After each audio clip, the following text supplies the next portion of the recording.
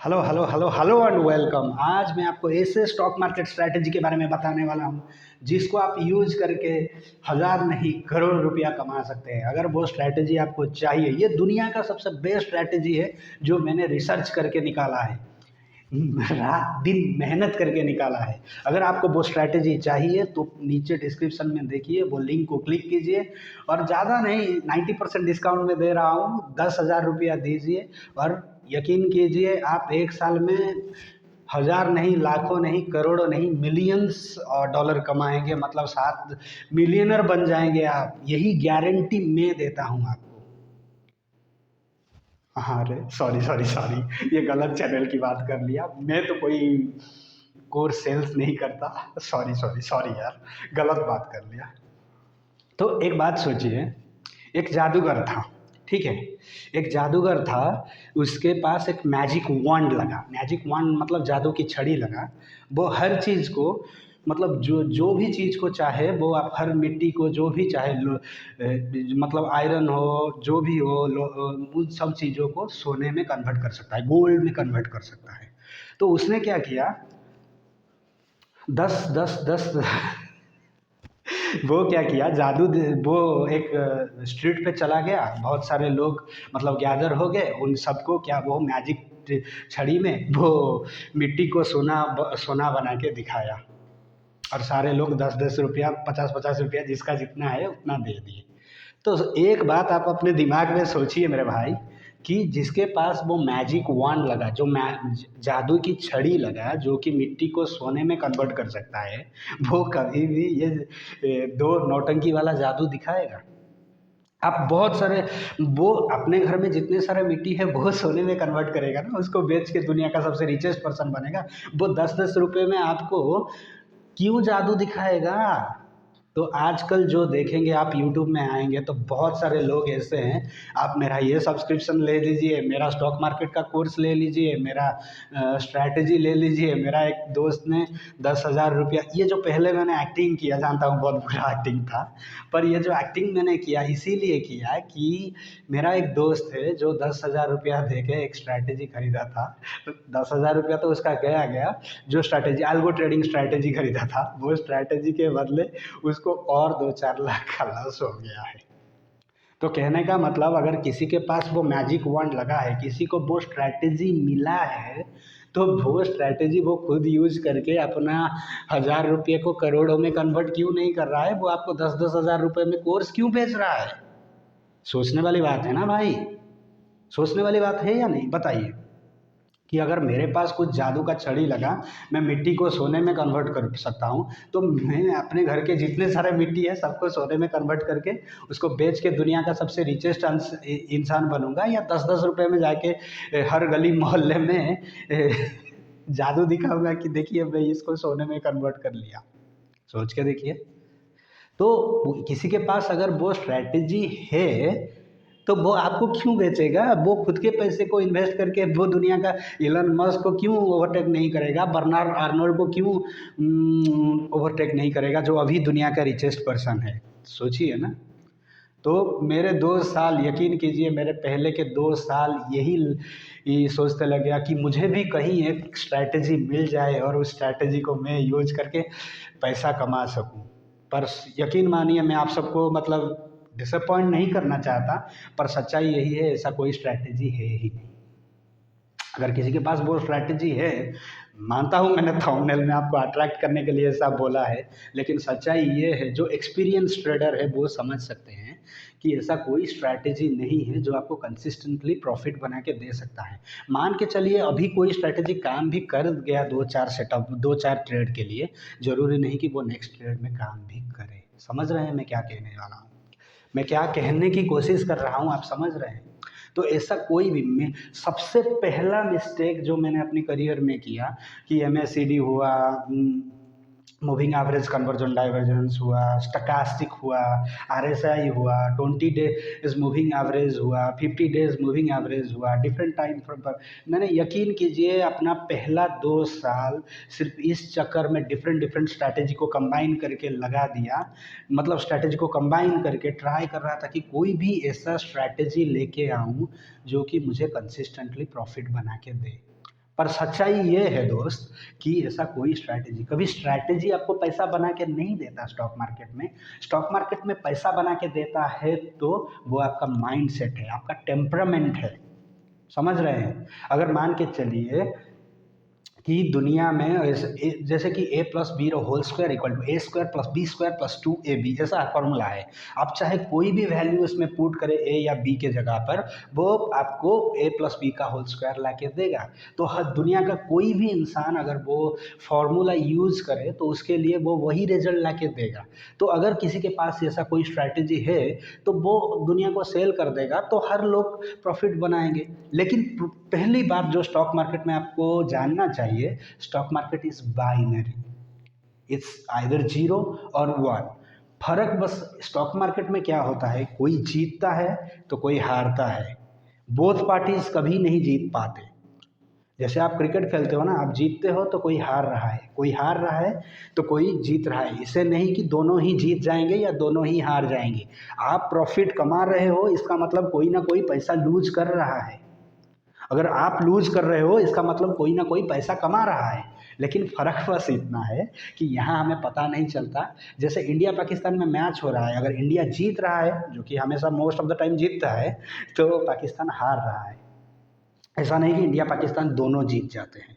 तो यहाँ बस हमें यहाँ पता होता है कि जीत कौन रहा है, हार कौन रहा है। लेकिन स्टॉक मार्केट में हमें पता नहीं होता कि अगर हम जीत रहे हैं तो हार कौन रहा है, और अगर हम हार रहे हैं तो जीत कौन रहा है। बस उतना हमें पता नहीं होता स्टॉक मार्केट में। यही तो सच्चाई है स्टॉक मार्केट का, कि हमें ओरिजिनल कौन हार रहा है पता नहीं। लेकिन ये सच है कि अगर एक इंसान जीत रहा है तो दूसरा इंसान हार रहा है। यही स्टॉक मार्केट की सच्चाई, इट्स अ बाइनरी थिंग। तो अगर हर इंसान को वो स्ट्रैटेजी दे दिया जाए तो वो स्ट्रैटेजी कैसे काम करेगा। हर इंसान अगर प्रॉफिट कमाने लगेगा तो लॉस कोई नहीं करेगा तो प्रॉफिट कैसे होगा। तो जो लोग आपको ये ब्लंडर सिखाते हैं, मेरा वीडियो बनाने का यही मकसद था कि अगर ऐसा कोई स्ट्रैटेजी होता तो पहली बात वो किसी को बताता नहीं, अपने फ़ंड को यूज करके वो दुनिया का सबसे रिचेस्ट इंसान बन जाता।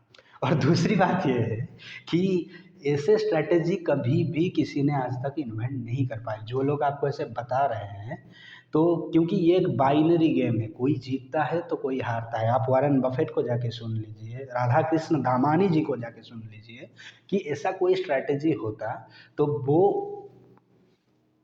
मतलब अपना पैसा को एक महीने में 5 गुना कर सकते थे। क्यों वॉरेन बफेट 20% 25% के चक्कर में मारे मारे घूम रहे हैं 92 ईयर्स में? क्यों चार्ली मंगर 900 की एज में ये मारे मारे घूम रहे हैं, एक एक स्टॉक को ढूंढ रहे हैं। वो भी अपना रिसर्च एनालिस्ट टीम लगा के वो भी ढूंढ रहे हैं कि एक स्टॉक मिल जाए जो हमें ईयरली 20 to 25, फिर भी वो success most of the time नहीं हो पाते हैं।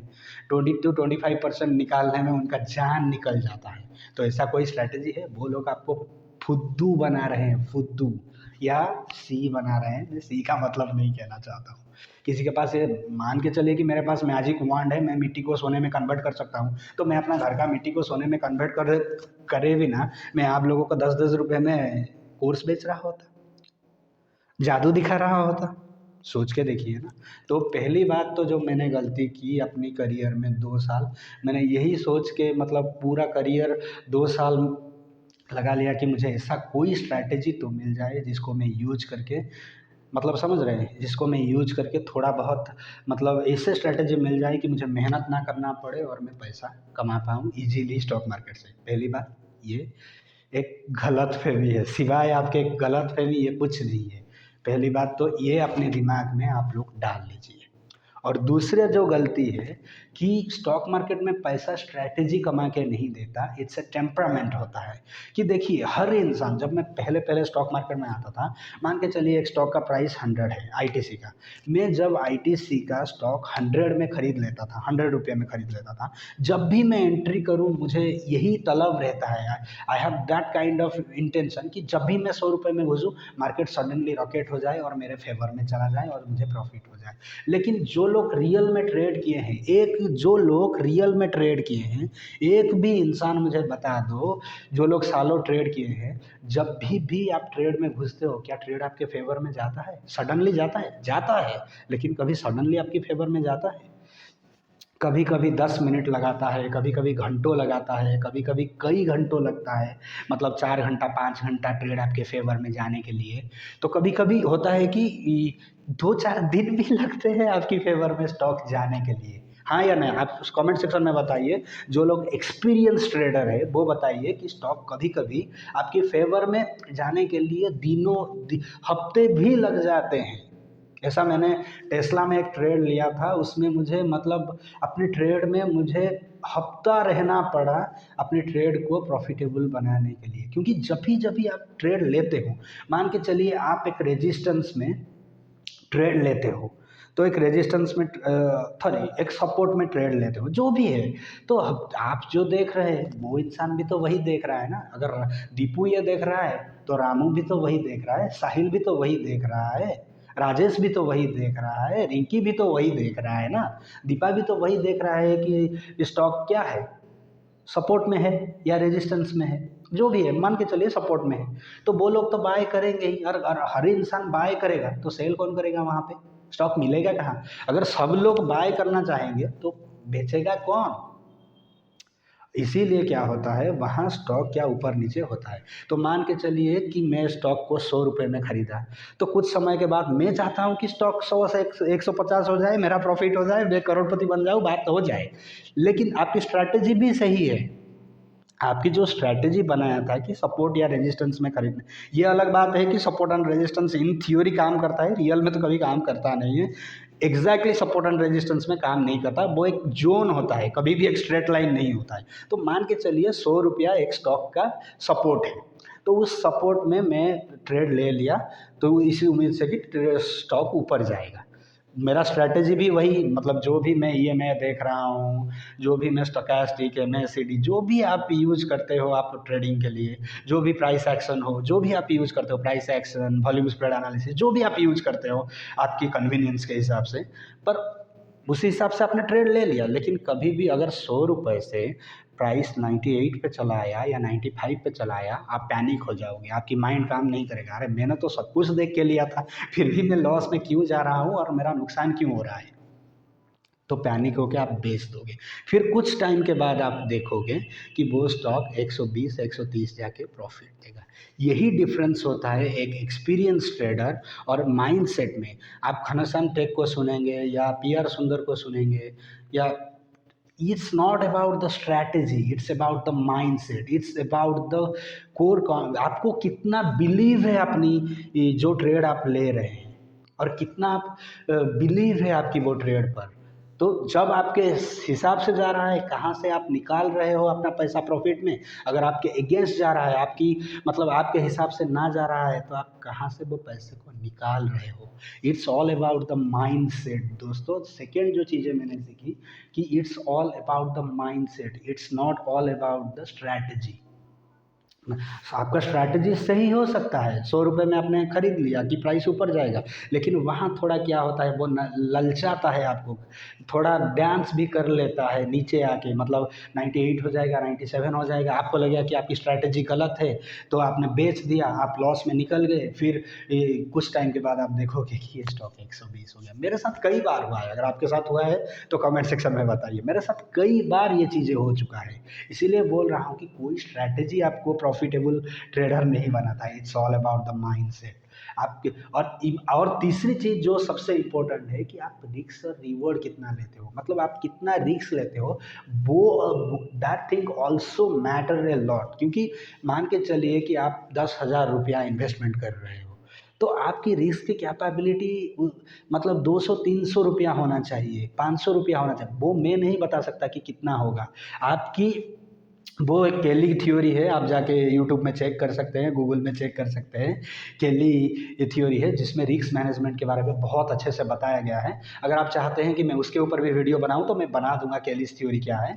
लेकिन प्रॉब्लम यही है दोस्तों कि कितना आप रिस्क लेते हो, मतलब अगर मेरा रिस्क का कैपेबिलिटी देखिए, लोग कहते हैं कि छोटा स्टॉप लॉस रखो तो वो तो आपका लॉस कम होगा। मान के चलिए आप छोटा स्टॉप लॉस रख लिए, मतलब आपका शेयर आप एक 100 रुपये में ख़रीदा और आपका स्टॉप लॉस 99 रखा, तो 90 मतलब 99 रखा, तो आप अगर 100 ट्रेड लेंगे उसमें 90% चांसेस कि आपका स्टॉप लॉस हिट होगा, आपका 90 रुपये चला जाएगा, 10 रुपया बचेगा। फिर जब ट्रेड लेंगे, इसी तरह क्या होता है कि आपका प्राइस मतलब लॉस होते होते आपका प्राइस जीरो हो जाएगा। इतना भी छोटा स्टॉप लॉस मत रखिए और इतना बड़ा टारगेट भी मत रखिए कि आप देखे होंगे वो, मतलब इतना बड़ा टारगेट भी मत रखिए, कहीं भी स्टॉक रिवर्स हो सकता है। ये मेरा पर्सनल एक्सपीरियंस है, जो मैं अपना पर्सनल एक्सपीरियंस है। जो लोग आज को 10 साल 15 साल से ट्रेड कर रहे हैं वो बता पाएंगे, आप देखिए